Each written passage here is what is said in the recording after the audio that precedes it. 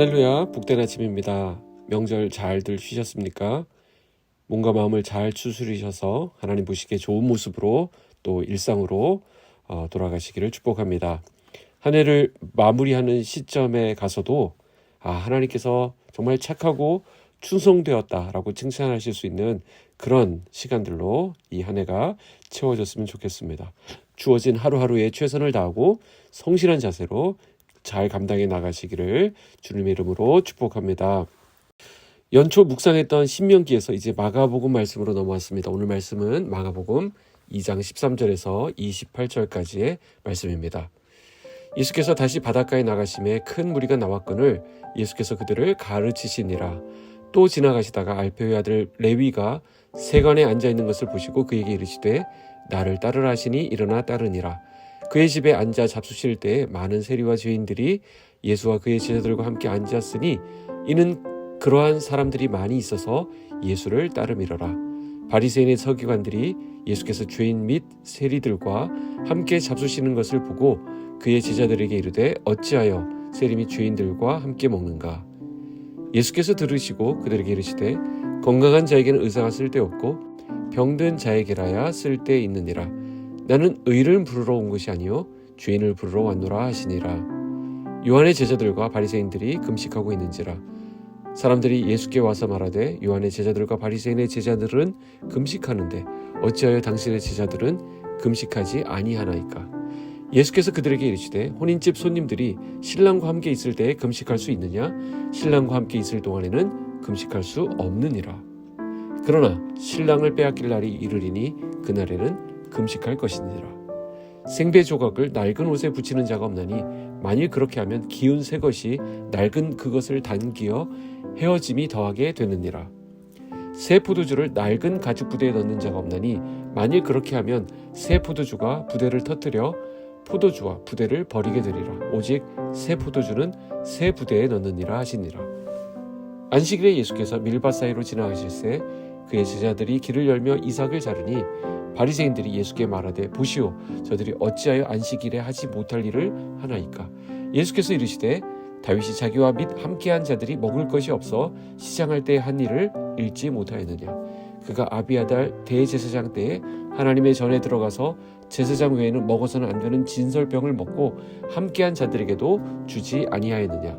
또 이르시되 안식일이 사람을 위하여 있는 것이요 사람이 안식일을 위하여 있는 것이 아니니 이러므로 인자는 안식일에도 주인이니라. 아멘. 우리 주님의 사역이 진행되면서 많은 사람들이 주님을 따르게 되었습니다. 한편 예수님의 여러 사역은 그 당시로서는 파격적인 부분들이 많았습니다. 그래서 예수님에게 많은 질문들이 있었고 또한 많은 도전들이 있었습니다. 오늘 본문에 보면 예수님께서 제자를 부르시는 그 제자 가운데 세리가 있었습니다. 이 세리는 당시에 매국노처럼 여겨질 정도로 아주 죄인 취급받는 그런 사람들이었습니다. 그러니까 사람들이 가까이 가기 싫어하는 그런 부류의 사람인데 그 사람을 제자로 부르십니다. 14절 보시면 또 지나가시다가 알페오의 아들 레위가 세관에 앉아있는 것을 보시고 그에게 이르시되 나를 따르라 하시니 일어나 따르니라. 여기 보면 알페오의 아들 레위라고 하는 사람이 세관에 앉아 있는데요. 그러니까 그는 세리인 것을 알 수 있죠. 그 세리를 예수님의 제자로 부르신 장면은 당시 사람들이 보았을 때 헉 하고 놀랄 일입니다.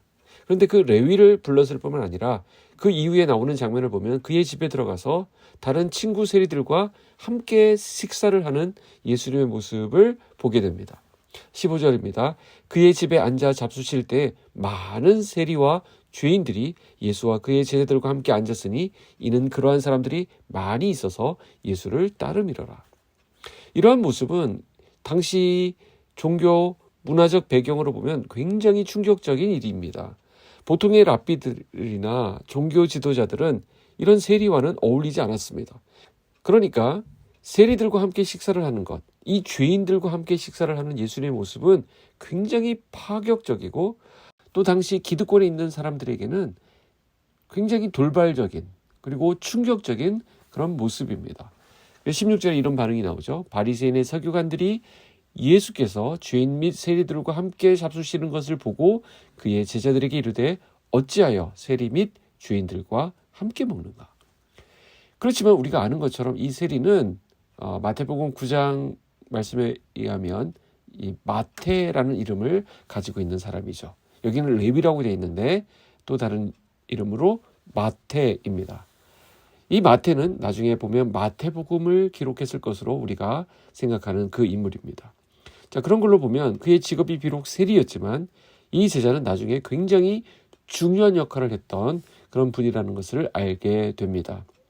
17절 보시면 예수께서 들으시고 그들에게 이르시되 건강한 자에게는 의사가 쓸데없고 병든 자에게라야 쓸데있느니라. 나는 의인을 부르러 온 것이 아니요 죄인을 부르러 왔노라 하시니라. 자, 주님은 내가 이 죄인을 부르러 왔다라고 선언하십니다. 자, 그런데 주님이 제자들을 부르시는 과정들을 보면 공통적인 부분이 있습니다. 그것은 무엇이냐면 전부 다 자기의 일들을 열심히 감당하고 있었다라는 것입니다. 베드로와 안드레를 보십시오. 그들이 그물을 깃고 있을 때 주님이 그들을 부르셨습니다. 또 여기 레위도 어디에 가 있습니까? 세관, 자기 일터에 앉아있는 모습을 보여줍니다.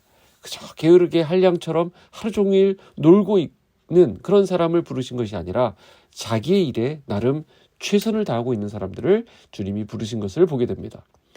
어떻게 보면 주님이 쓰시는 제자들은 이렇게 착하고 충성된 사람들, 성실한 사람들, 자기에게 주어진 일들에 최선을 다하는 사람들, 그리고 주님이 부르실 때 그 모든 것을 내려놓고 순종하여 따라올 수 있는 그런 사람들을 주님이 사용하신다라는 것을 보게 됩니다.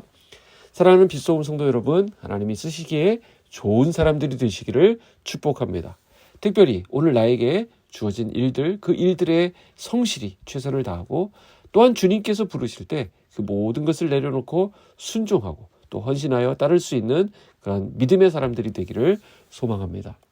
계속해서 오늘 본문에 보면 요한의 제자들과 또한 금식에 대한 이야기를 나누는 가운데 주님께서는 매우 중요한 말씀을 하십니다.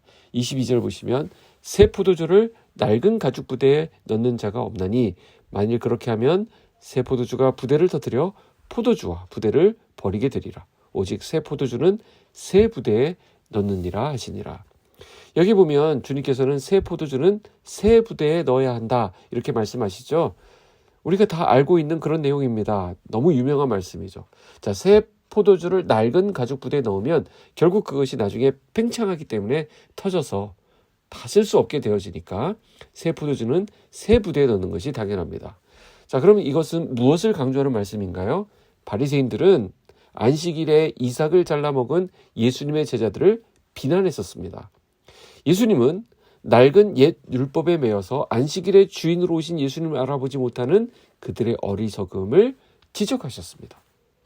27절 28절에 보시면 또 이르시되 안식일이 사람을 위하여 있는 것이요 사람이 안식일을 위하여 있는 것이 아니니 이러므로 인자는 안식일에도 주인이니라.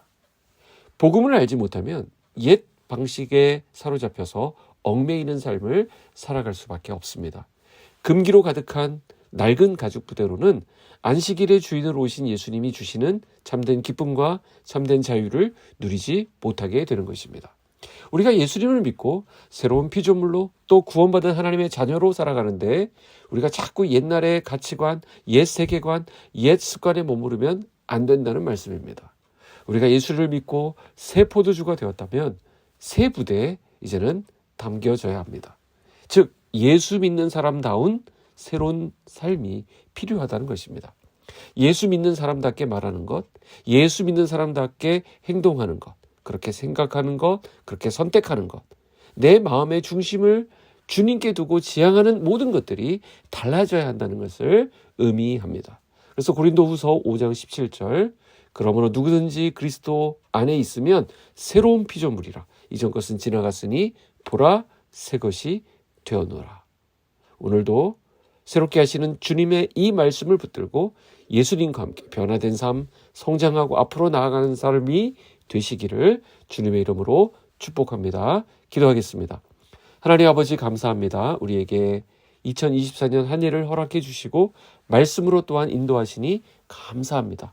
마태를 부르셨던 것처럼 우리를 존귀한 하나님의 자녀로 불러주신 주님, 우리 안에 이미 임한 하나님의 나라를 온전히 누리게 하시고 성령 안에서 새 마음과 새 소망이 우리에게 부어지기를 소원합니다. 오늘도 우리가 하나님 나라 운동에 참여하면서 주님을 드러내고 주님을 전하는 복음의 일꾼으로 살아가게 하여 주시옵소서. 예수님의 이름으로 기도하옵나이다. 아멘.